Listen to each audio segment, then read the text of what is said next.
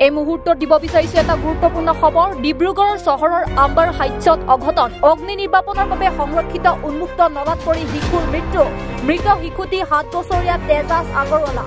মৃত তেজাছৰ ঘৰ মৰিয়নি। আইতাকৰ ঘৰলৈ ফুৰিবলৈ আহি অকাল মৃত্যু শিশুটিৰ।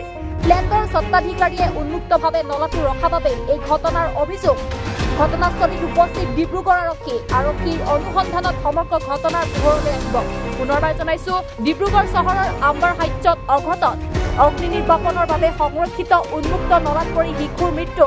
মৃত শিশুটি 7 বছৰীয়া তেজাছ আগৰৱালা। মৃত তেজাছৰ ঘৰ মৰিয়নি। আইতাকৰ ঘৰলৈ ফুৰিবলৈ আহি অকাল মৃত্যু শিশুটিৰ। ফ্লেটৰ স্বত্বাধিকাৰীয়ে উন্মুক্তভাৱে নলাটো ৰখা বাবে এই ঘটনাৰ অভিযোগ।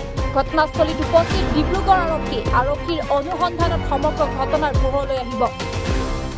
আজি ঘটনা আমি ৰাইটাত পালোঁ। মই আমাৰ ল'ৰা হওঁ। তো ইয়াত যদি খবৰ পালোঁ কি ইয়াত এটা ৰিজাৰ্ভাৰটো আছে, তাত টেংকিৰ মুখটো খোলা আছিলে। ল'ৰাটো খেলি আছিলে। আমাৰ হিচাপত তাত গুচি গ'ল। বলটো আছিলে নেকি, সেইটো ল'বৰ কাৰণে তাই সোমাই গ'ল ভিতৰত।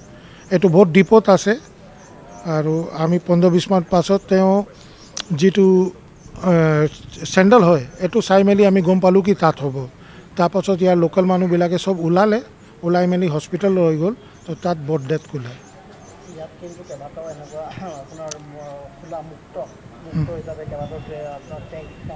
হ্যাঁ, ইহঁতি যিটো ছ'চাইটি মানুহ আছে আমাক কৈ আছে সদায় খোলাই থাকে বুলি। এইটো বিপদজনক আছে বোলে। কেইবাৰ কোৱা হৈছিলে কিন্তু মেনেজমেণ্ট তেনেকুৱা পদক্ষেপ লোৱা নাই নেকি।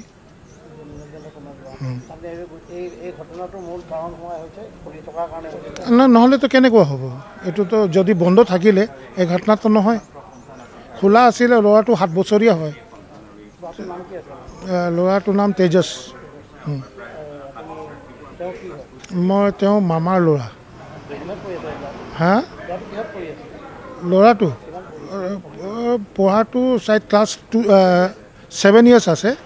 ক্লাছ 2ত হ'ব। মাৰিয়ানি থাকে। মাৰিয়ানি নাই নিজৰ ল'ৰাটোৰ দেউতাৰ গ'ল্ড ব্লাডৰ অপাৰেশ্যন হৈছিলে। তো ইয়াত ৰেষ্ট কৰি আছিলে নিজৰ শ্বশুৰবাৰীহঁতে। ইয়াত ৰাজকুমাৰ আগৰৱাল হয়, তেওঁ শ্বশুৰ হয়। তো ইয়াত ৰেষ্ট কৰি আছিলে। 2 দিন আগতে অপাৰেশ্যন হৈছিলে তেওঁ। তো ডক্টৰ কোৱা মতে 2-3 দিন থাকি মেলি যাব কৈছিলে। তেওঁ ওপৰত ফাৰ্ষ্ট ফ্ল'ৰতে থাকে, ৰেষ্ট কৰি আছিলে। নিচত এইটো ঘটনাটো হৈ গ'ল।